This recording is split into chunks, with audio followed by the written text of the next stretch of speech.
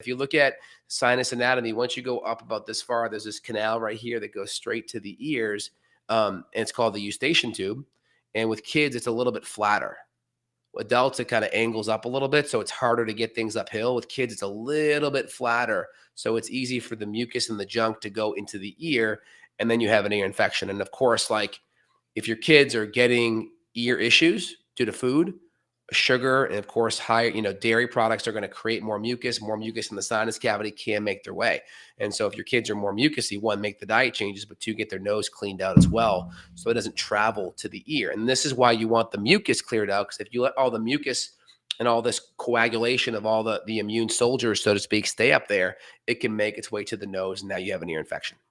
Yeah, good point about the diet. I know we got to run here in a minute or two, but that's a good point about the diet. If you are looking for like preventative maintenance strategies, I mean, obviously you can't just live in a bubble and not get exposed to things, but you want to have the good foundation of your diet to reduce inflammation. I mean, so many people come in and say they have, quote, sinus problems. Really, it appears that they're food allergies, because once they clean up their diet, they get rid of gluten, they get rid of dairy, all of a sudden their sinus is clear. And Yeah, so, and if people have like allergies to the environment, one, have a really good high quality air filter.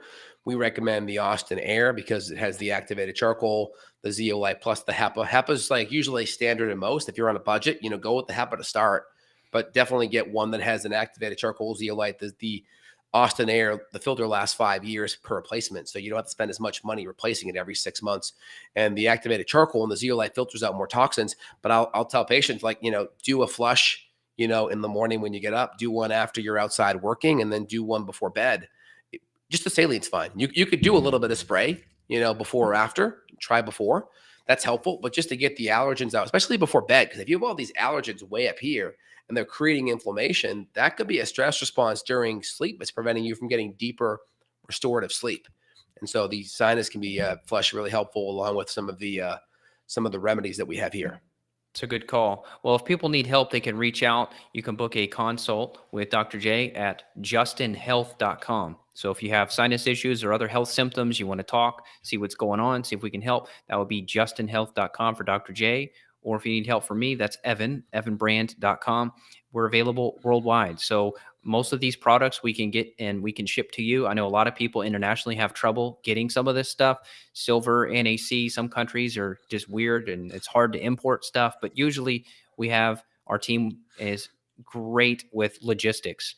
So I think it's good to just have a stash of this stuff if you don't already. Don't wait till you get the sinus infection, then try to order it. Get it now. Get a kit prepped. You have a bottle of it there. Someone said, can you do too much of it? I would say it depends, right? I would say if you have an active infection, I think you're going to be fine. Just make sure the water's clean, RO, high quality water. Make sure you're using a good quality sodium bicarb. I think if the killers are making you more sensitive, right, you can always do your spray or killers before and then do just the saline without anything in it after. So then everything's clean and flushed out. So then you don't have anything overly abrasive in your sinus after the fact. That's a good way to do it. And if that's still a problem, you could even just do a saline flush and not anything else after that. It's still better than nothing, just to get everything out of the sinus cavity. But worst case, do your spray before, and then afterwards, just the flush. And they have sprays that are just silver too. So I have a silver spray too. You can just do that. I'll do that for my kids sometimes because they'll complain about like just the feeling, a tiny tinge of a burn for like 10 seconds. And so I'll do the silver sometimes with them. Oh, by the way, my kid had a pink eye issue. Used the silver spray, opened his eye up. I just like this. I went gone in 2 days. So Nice. silver is excellent for some of the pink eye stuff. I would never do it with this. I would burn, but the silver is good. Very So I hope that helps.